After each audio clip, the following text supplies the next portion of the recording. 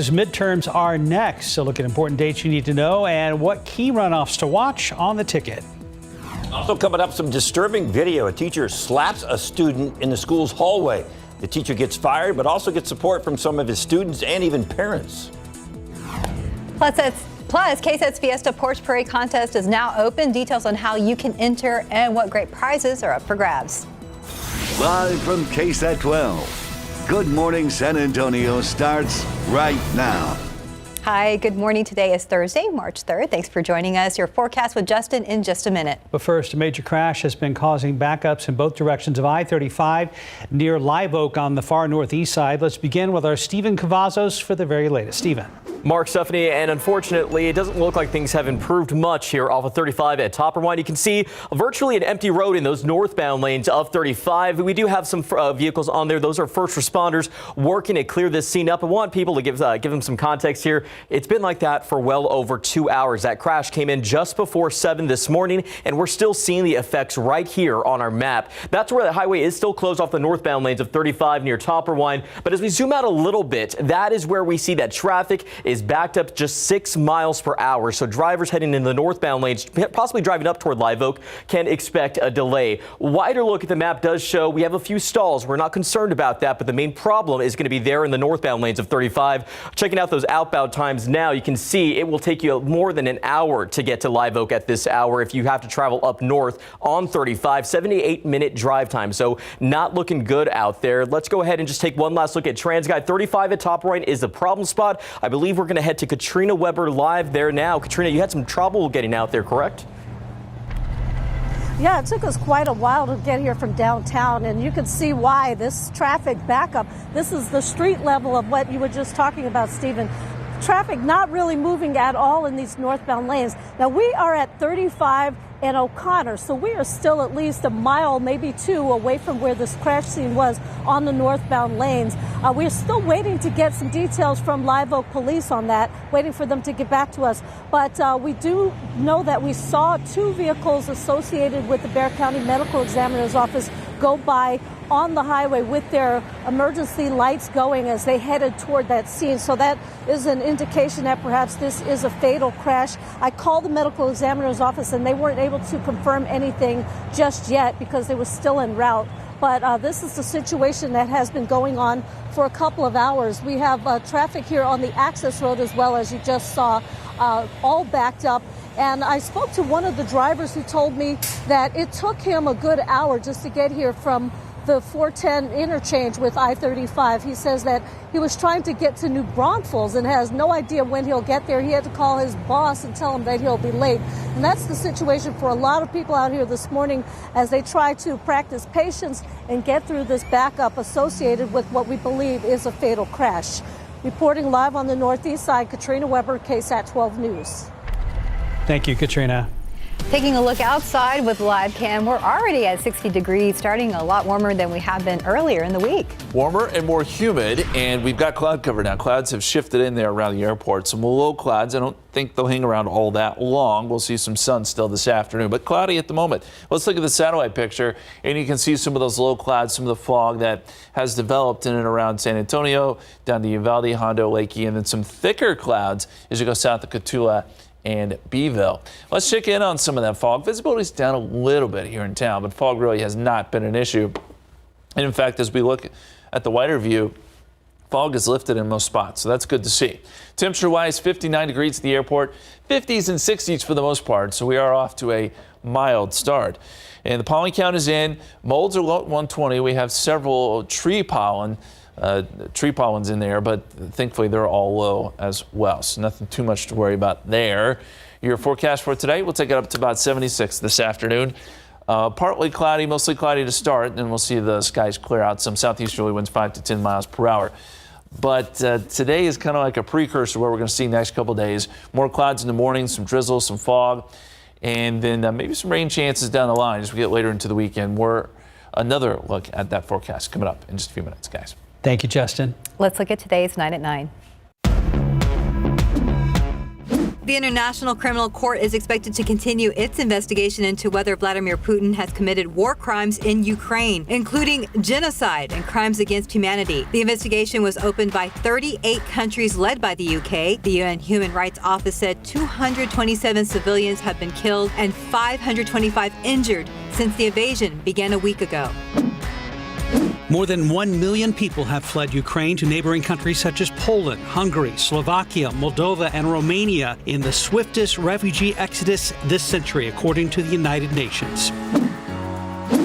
Just this morning, the International Paralympic Committee said Russian and Belarusian athletes have been banned from the Winter Paralympic Games for their country's roles in the war. The change comes less than 24 hours after the IPC said it would allow the athletes to compete when the games open on Friday, but only as neutral athletes with colors, flags, and other national symbols removed. The White House says it has a new plan to manage COVID-19 so you can start doing more things you miss. The first part involves pharmacies preparing what they call test to treat initiatives. If you test positive, you'll go home with an antiviral COVID pill for free. The new plan may also include letting air passengers fly without a mask again, something Americans haven't done for over 2 years. The mask mandate expires in 2 weeks. Major League Baseball owners and the Players Union could meet again today in an attempt to renegotiate. As of now, the opening day is canceled and the lockout continues with no immediate end in sight, with both sides blaming each other for not reaching a deal. Approximately 500,000 people have been affected by flooding in Australia's New South Wales state. At least 76 evacuation orders have been issued, which means residents should leave immediately due to life-threatening flooding. Weather experts predict the wet weather will continue through next week. Fitbit fans, a recall alert may have you putting your high-dollar watch in the trash. The company is recalling over 1 million Fitbits after hundreds of users reported being burned by the product, 2 of which were third-degree burns. Customers can contact Fitbit to learn more about the recall, including how to return the device and receive a $299 refund. Some AMC movie theater customers are confused. The company is charging more for The Batman starring Robert Pattinson than for other films playing at the same theater at the same time. The chain CEO, Adam Aron, said though variable pricing for movies is a new concept in the U.S., AMC has been doing it for years in Europe. Apple is set to unveil its first line of new products in 2022 next week. Consumers can expect to learn more about new MacBooks, iMacs, iPad Airs, and 5G versions of its SE smartphone. The event is called Peak Performance and scheduled to happen next Tuesday, March 8th. And that's today's 9 at 9. 9:05. Some of the races in the 2022 midterm primary election came down to the wire Tuesday night. Several of them, including the race for Bexar County's top elected position, will head to a runoff on May 24. So to talk about more about what's next for the 2022 election process, we bring in KSAT digital journalist Ferris Savawi. Good morning. Hey, good morning, y'all. How are you? Hi, Ferris. First off, what runoff will be at the top of the ticket? Yeah, Mark, whether you are a Democratic or a Republican voter, it's going to be the Attorney General ticket that will be at the top of the runoff. Now, in that governor race, we know it's going to be Abbott and Beto, but the Attorney General race has had so many more candidates, and that's been the key one that will be on the runoff race. Of course, Attorney General Ken Paxton was hoping to avoid a runoff, but he faced really bitter competition from former Supreme Court Justice Eva Guzman and Texas Land Commissioner George P. Bush. Ultimately, George Bush lasted out on that one, and he will see Paxton in a runoff on that Republican ticket in May. On the Democratic side, civil rights attorney Rochelle Garza had the most votes, but not enough to clear that 50% threshold to avoid a runoff. It looks like she's going to go against Galveston Mayor Joe Jaworski. And so, of course, the Attorney General, a really key position in Texas politics. So that's the one that'll be at the top of the ticket, and that I think you're going to see a lot more fundraising and spending around. And Ferris, let's talk about the local races headed to the runoff. Yeah, Stephanie, like you mentioned, the Bexar County judge race is going to be the main one that a lot of voters in San Antonio are going to care about. In that Democratic primary, you have a former district court judge, Peter Sakai, and he had the most votes at the end on Tuesday. But it looks like he's going to go up against state rep Ina Minjares, who put up a great showing as well. Now, this one will be an interesting race because I think there was something like 20 or 30%, a third of the Democratic voters who cast the ballot on Tuesday, their candidate did not advance to the runoff. So I'm interested to see how that, that third of voters will come out in the runoff. And I'm interested to see who they end up supporting. All right, Ferris, let's go over some important dates to keep in mind. Yeah, Mark. Now, this is a really important thing. If you haven't voted, if you haven't registered to vote and you would like to vote in this runoff, you will be able to do so. You just have to register to vote by April 25th. So that's a key date to keep on your calendar. April 25th is the voter registration deadline. And then we will be doing early voting throughout the state of Texas between May 16th and May 20th. So you're only going to have 1 week of early voting during this runoff, as opposed to 2 weeks during the general elections that we usually have. And so that'll be from May 16th to May 20th. And then on May 24th will be that election day. So I encourage everybody, of course, if you can register, go register and go vote. It'll be really important. And a lot of exciting races with, really consequential positions. So it should be a big one. All right, Ferris Valley, thank you for joining us this morning. Thanks, guys. 80 morning headlines will tell you what set a teacher off who chased down a student and slapped him, and more pictures of the destruction and death from Ukraine that affects their ability to refuel. And inflation now taking its toll on those who give up meat and poultry for fish during Lent. David Sears is here to explain all of that this morning. Morning, David. Higher prices affecting everybody and everything, it seems like these days. So we'll get to that in just a second. But first, a warning for parents and teachers. If you are going to watch this video, it's pretty disturbing. As a teacher chasing a student down the hall, grabbing his backpack, slinging him around, pointing his finger at him, and then slapping him. The student's head hit the wall, then he fell to the floor. He got medical attention from the school nurse. So you can see they're taking him away and he falls right there, and the teacher just kind of lets him lay there. This happening at a high school in Jimtown, Indiana. The teacher is Mike Hozinski. He has been fired. This happened last Friday. According to a letter sent to parents, the incident happened over a hoodie sweatshirt the student was wearing in class. The teacher confronted him about it. Fellow students who knew the victim said he was sent to the office routinely and the student was a troublemaker. Monday, some students walked out of class in support of the teacher. Current and former students and parents came to the teacher's defense as well. Many of us couldn't believe it. Many of us didn't want to believe it. He's probably one of the most moral people that I know on the staff. The ones that actually had Mr. Hozinski thought the world of him. Yeah, the teacher did get full retirement benefits. However, there is an investigation by the local sheriff's office ongoing. Another look at more of the destruction of different areas of Ukraine under attack from Russia. The fire and thick black smoke coming from an oil depot that was hit by an airstrike. You can see several fuel tanks ended up on fire. Firefighters trying desperately to get it under control. Losing fuel is just another blow to Ukrainian fighters. And back here at home, some pretty impressive video. Remember those two Black Hawk helicopters that crashed in Utah near that ski resort last week? You're looking at one of them being taken off a mountain by another helicopter. Both helicopters are going to be removed. Now, the two choppers crashed during a training exercise. No injuries. So far, we have learned that the first helicopter landed, and for some reason, parts of the blade flew off, hit the other helicopter. The choppers will be put on a flatbed, then taken to a suburb of Salt Lake City. Mechanics are going to start taking them apart to see if they can salvage any of the parts.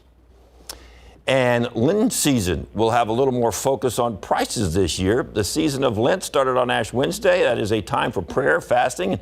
As believers prepare for Easter, many observers will cut red meat and chicken from their diet and go with seafood.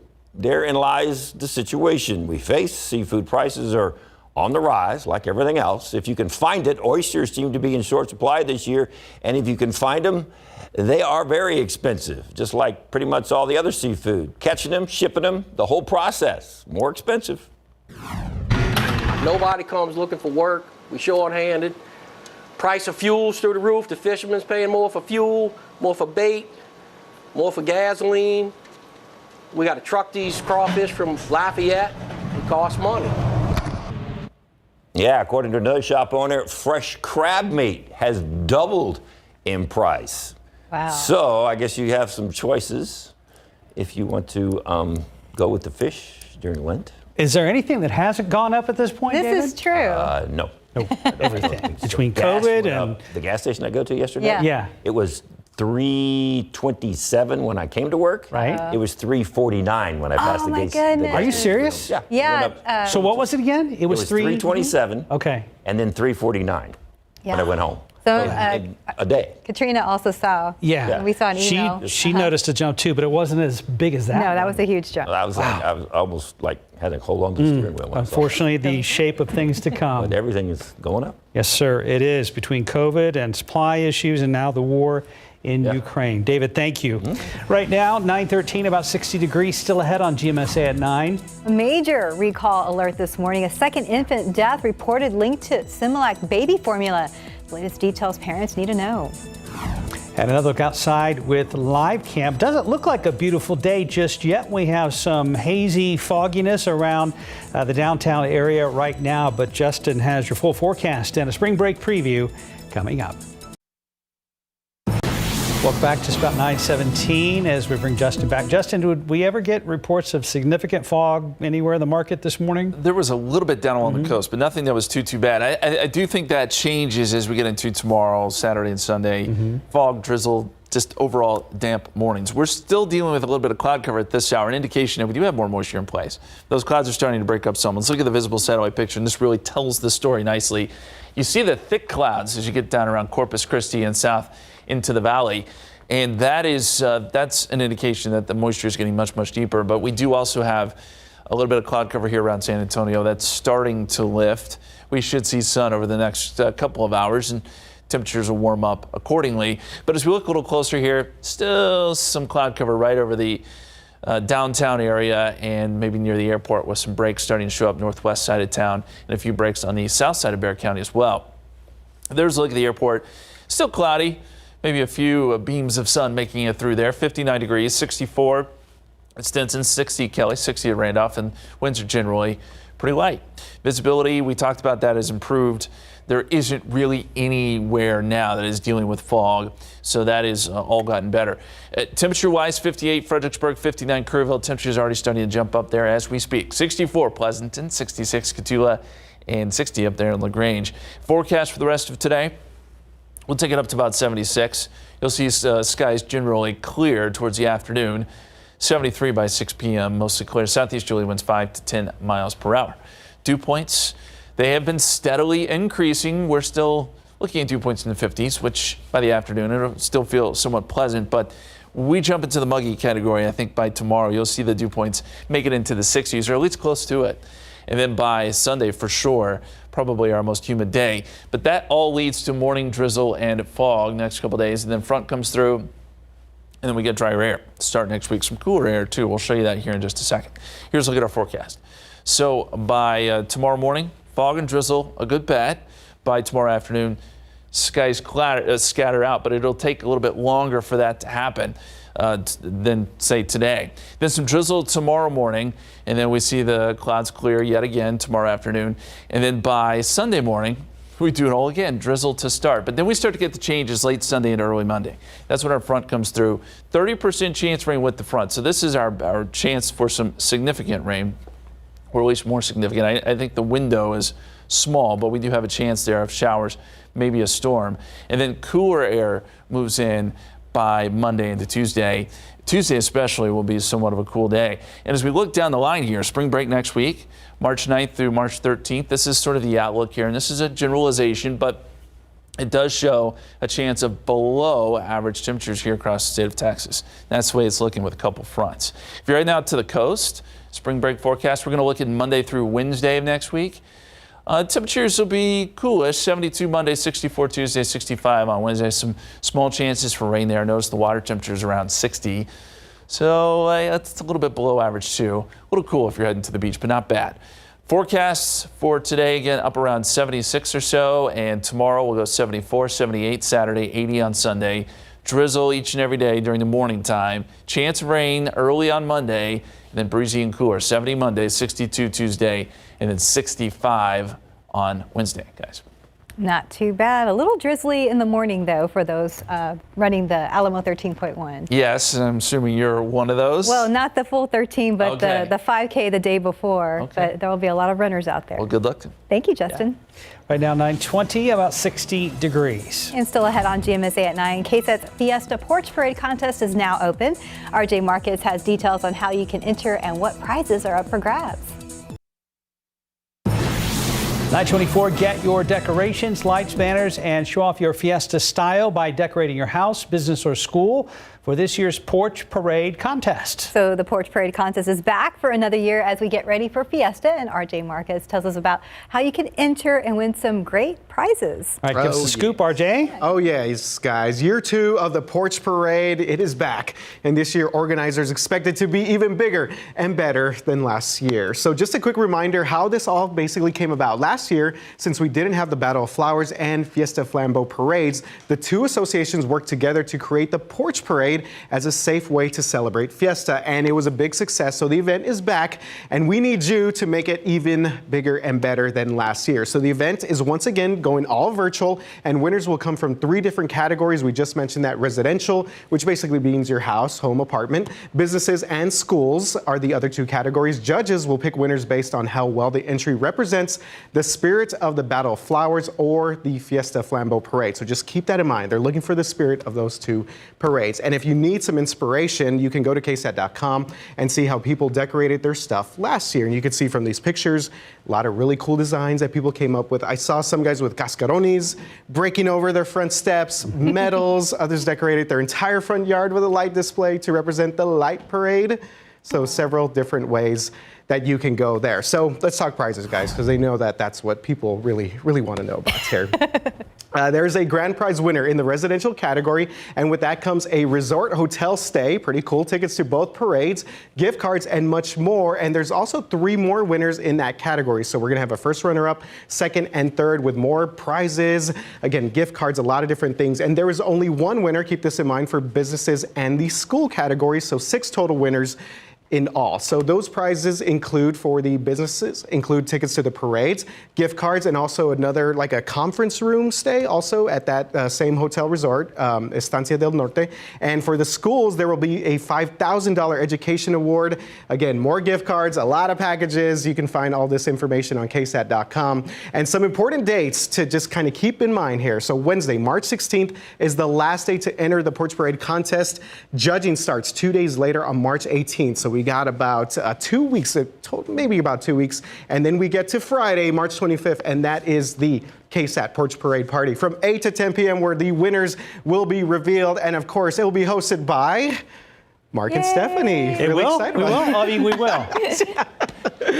Mark and Stephanie are going to be hosting it again, and you can submit entries at KSAT.com. And again, we have all the rules there and a lot of prizes to talk about. So I just kind of glossed over some of this stuff. You know, we love that stuff's live and in person again this year, but this was one of the fun things last year. It was fun. My favorite part, the reaction from the winners. It was for so sure. genuine. I mean, they were truly shocked. Yeah, And it's cool, too, that some of the prize packs include tickets to these, again, live Actual and parades. in-person events. And I'm glad you brought that up because these parades are officially back. So just keep that in mind. The Porch Parade is here, but we're also getting the parades back. Actually, for that Porch Parade special, I'm working on the history of the Flambeau and Battle of Flowers. So a lot of interesting historical facts and nuggets there. And it's a pretty cool, just all-around event just to get it. We are so excited. Don't forget, SA is part of KSAT's middle name, so we are your Fiesta station. Absolutely. RJ, thank you. Thanks, guys. Good seeing you.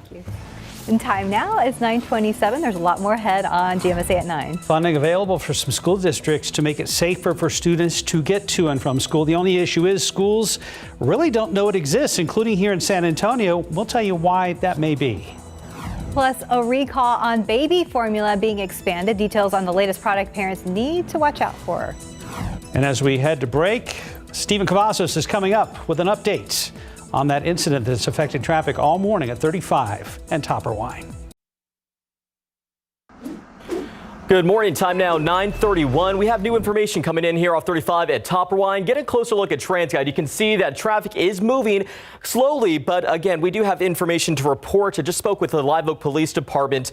They can confirm that this was a deadly motorcycle crash. It happened just before 7 this morning. Spoke to Lieutenant Matt Malone. Now, he does tell us that the driver was a man that was heading northbound on I-35 near Topperwine.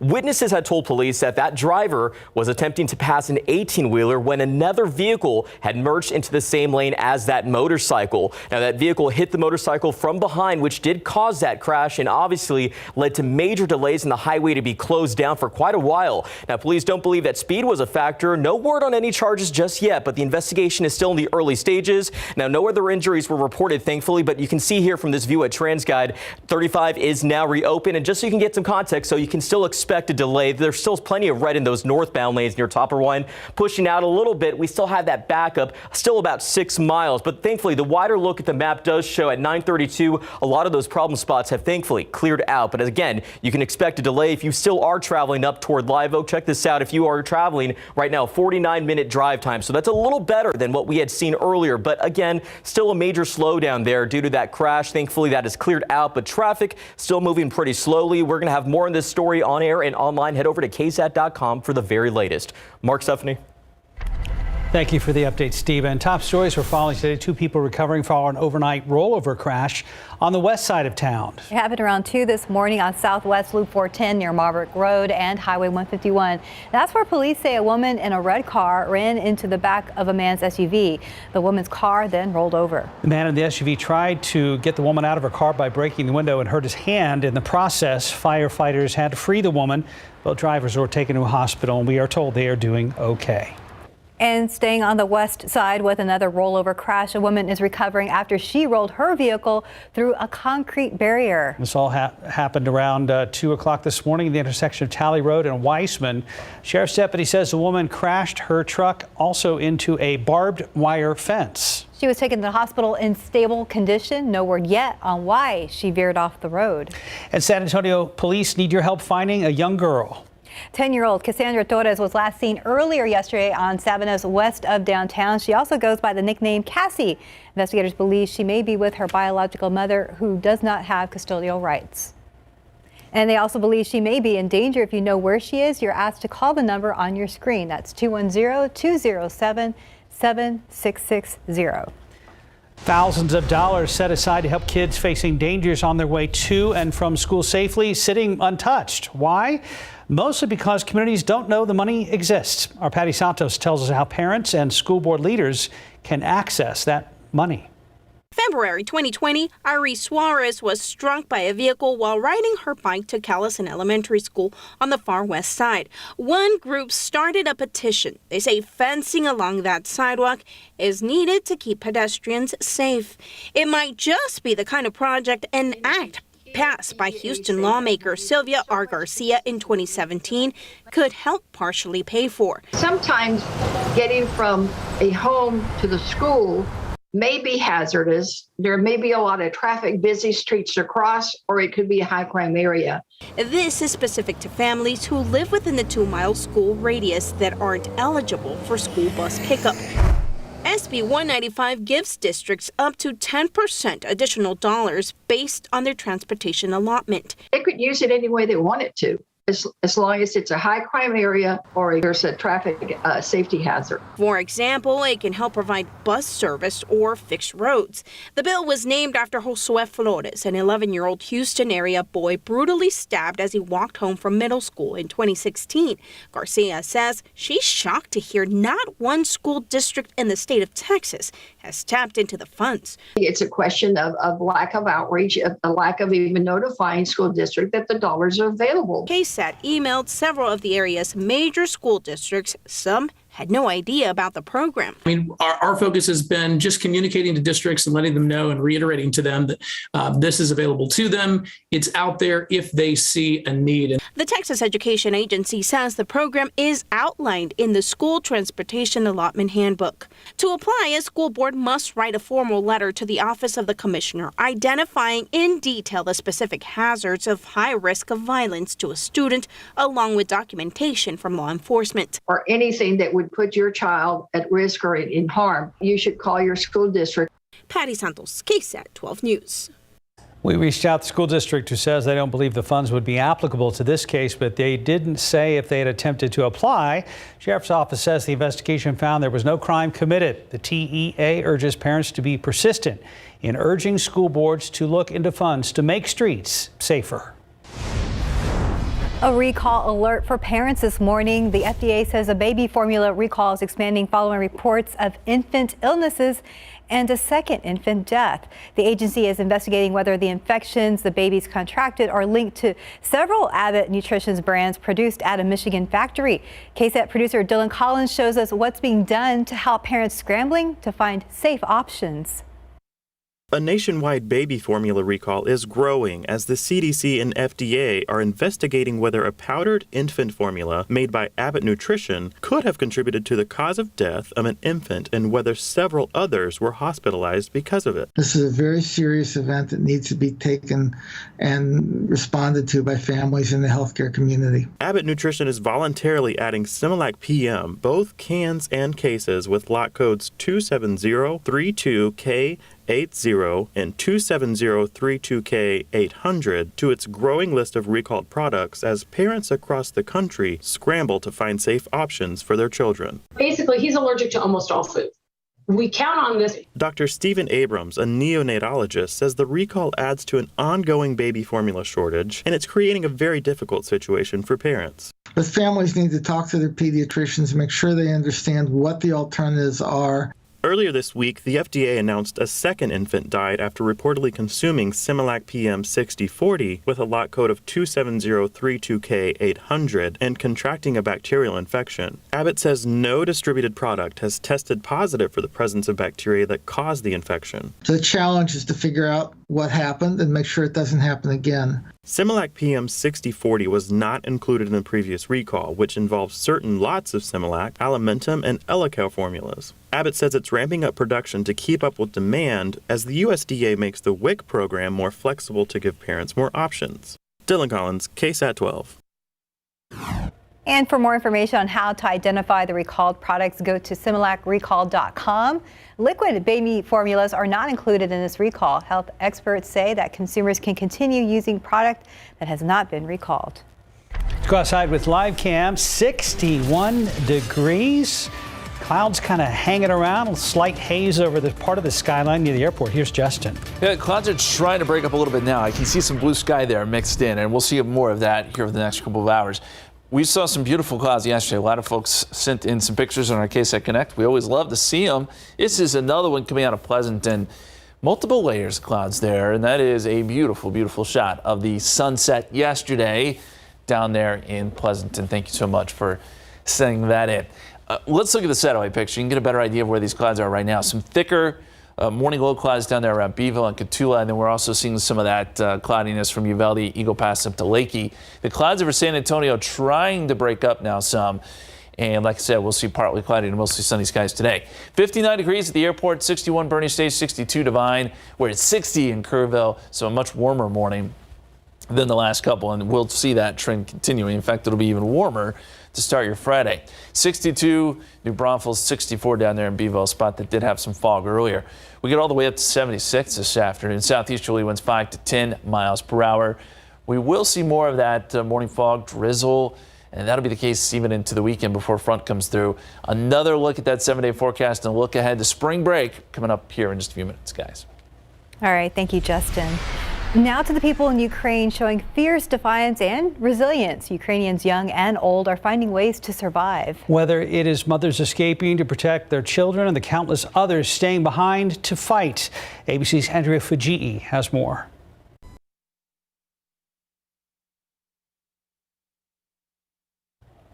All right, apparently having some sort of technical difficulty there. We'll try to resolve that and get that story for you coming up. Right now it is 9:40, about 62 degrees. You are watching GMSA at 9. New deal made between the city and the San Antonio Police Officers Association. Details on what the agreement entails. That's coming up next. After more than a year's worth of table talk, the city and police union negotiators have hammered out a new police contract, which city officials say will make it harder for fired officers to win their jobs back. But it won't be official until the union's membership and the San Antonio City Council approves it. City Hall reporter Garrett Berger walks us through it all. All right, it's been a great year. At the end of their 33rd sit-down, the negotiating teams from the city and the San Antonio Police Officers Association signed off on the last of their remaining items, each walking away seemingly happy with the deal. What we have achieved today reflects those priorities in the direction that we got from council last year. Our members were looking for financial increases, and I believe we got that for them. The city's biggest priorities revolved around officer discipline. The proposed contract limits how much power an arbitrator has to reinstate fired officers, extends how long the chief has to discipline officers for misconduct, and removes the limits on using prior discipline to justify a new suspension. I think this tentative agreement rebalances the disciplinary process. Meanwhile, officers are going to get compensated by way of their paychecks.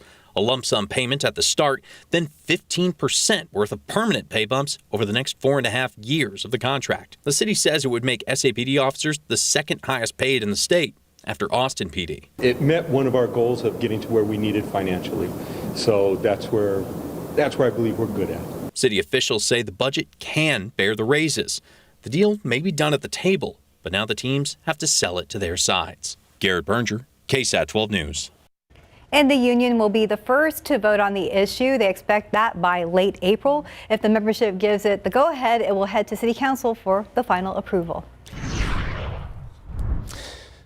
Hi, Justin. Hey. Hi. Yeah. I wasn't ready for that. I was too. Hey, before I forget, Tiffany Huertas' birthday today. Yes, KSAT anchor, reporter, fill-in anchor, yes? Yes, and we usually see her here on GMSA at 9, but hope she's having a good time with her baby girl at home. Brand new baby. Happy birthday, Tiffany. Yes, happy birthday. She's posted some pictures. Very cute. Yeah. Very cute. We got the drought monitoring, guys, and it's what we feared. The drought just continues to get worse across the state.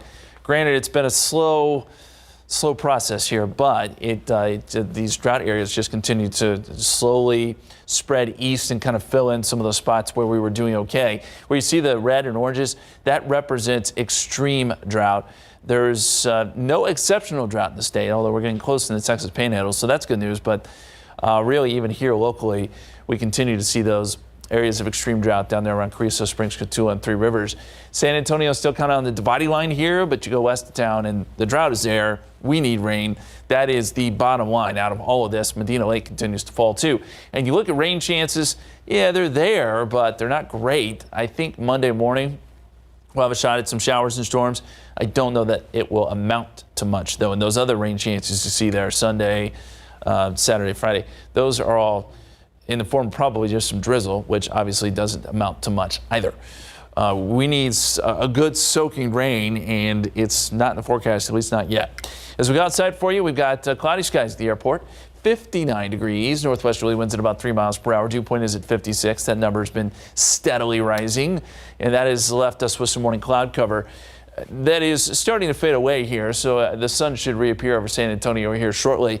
As you go out west, though, the clouds are going to hang on a little bit longer. Rock Springs, Lake Uvalde, Del Rio, Eagle Pass, all places seeing a little bit of cloud cover now, and then some thicker clouds down around Cotulla as well.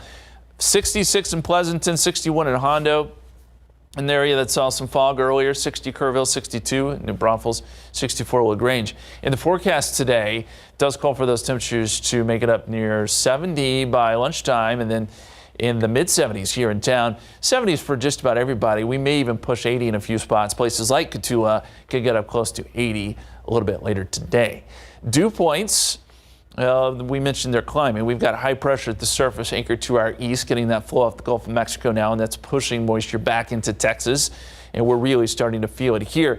Down in the valley, dew points are already in the mid-60s, and that air, that moist air, will work its way up into our neck of the woods later tonight, and it will start to feel quite a bit more humid next couple of days. Here's a look at the forecast. And you see those dew points jumping as high as 60 tomorrow morning. That will likely lead to some more fog, drizzle, and cloud cover. And this time, clouds will hold on a little bit longer into tomorrow. We mentioned today, temperatures up around 76 here in San Antonio. We'll likely see some mostly sunny skies by the afternoon hours. Down the line, we get the fog and drizzle tomorrow morning, and then clouds try to scatter out a little bit by tomorrow afternoon. Then on Saturday, we just put it on repeat. Drizzle to start, slow clearing, maybe some sun during the afternoon hours. And again, we do it on Sunday, although the drizzle may be a little bit more widespread, even some light showers possible Sunday morning. Then here comes our front. That's that 30% chance I was talking about. And this is going to be early Monday morning. As that slides through, a chance of rain, but behind it we get drier conditions and cooler too. Tuesday, in fact, will be one of our cooler days, it looks like, next week. So the extended forecast, 74 tomorrow, 78 Saturday, 80 on Sunday, our warmest day.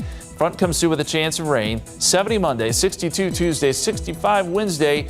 Most of spring break's going to be on the mild side with another front possible late next week. We'll be right back. Well, puppy energy goes together, and that's what this guy is all about here. Kim's here from San Antonio Humane Society. Who's this little boy? This little boy is Chip. Chip is a 4-month-old little retriever mix. Definitely lots of fun, puppy love, lots of energy, wants to be outside, play, everything. He's very calm and collected right now. But you said he gets in the puppy room and he just kind of rules the roost. Yeah, he does. Yeah, because it's just a puppy what a puppy does. And he wants his space. He wants to be outside and playing. So yeah, he wants to be adopted. They go 100 miles an hour and then fall asleep, go 100 miles an hour. So put them in the backyard with the kids. Yes, and let them go. Yeah. And lots of chew toys, too, if they're going to be inside, because they need to burn off that energy, and that's how they do it, chewing like that. But he is just adorable. He is. A decent size. Decent size, a good walking, running buddy, so for sure. Or you can get in the backyard and play with them with the tennis ball. So spring break camp's coming up, right? Yes, absolutely. We've got camp going on spring break, which is the 14th through the 18th. And so we've got our campers, we've got things for our little kids to do, as well as our high school or our middle school kids to do. So lots of things from shelter helpers to trainer for a day. And can you get volunteer hours? Yes, you can get service hours. You know that they're going to need all those fun service hours too. You want to go to camp, don't you? Kim can be the tutor if you know, he just wants to play. Well, if you'd like more information about signing up for camp or little Chip here, because he's just the sweetest little guy, head on over to the San Antonio Humane Society, 4804 Fredericksburg Road. Give them a call, 226-7461. Thank you, dear. Thank you. And a quick look at the roads with TransGuide. There was that situation there at I-35 at Topper Wine that we've been following all morning. Looks like things are moving again. They are. That accident's clear, but it's still slow going. Justin? We saw some clouds there. We're going to see more clouds this morning, probably a little bit less though as we get into the afternoon. 76. Clouds will be on the increase though next couple of days. Expect some of those damp mornings with fog and drizzle through the weekend before we clear out behind a front. Our guys are home. They're back home tonight after a rodeo road trip, looking to bounce back against the Kings after dropping the last game of the rodeo road trip. Tip-off set for 7:30 tonight at the AT&T Center. Tonight's game is also an opportunity for Spurs head coach Greg Popovich to tie his former boss and mentor Don Nelson for the most wins in NBA history. Go Spurs go. And this is so cute. So we've done armadillos, and then we saw the pig races at the rodeo. Now we have weenie dogs. Yes, get your speedy weenies ready for dachshund races in New Braunfels is the headline. This is super cute. This is at Krause's Cafe and Beer Garden, again in New Braunfels, and this is going to be happening in March and May. That's right. It takes place from 2 to 5 on March 20th and May 22nd. Registration is still open. For more, go to KSAT.com. And check out the cute pictures. Get your speedy weenies ready. Bye, guys.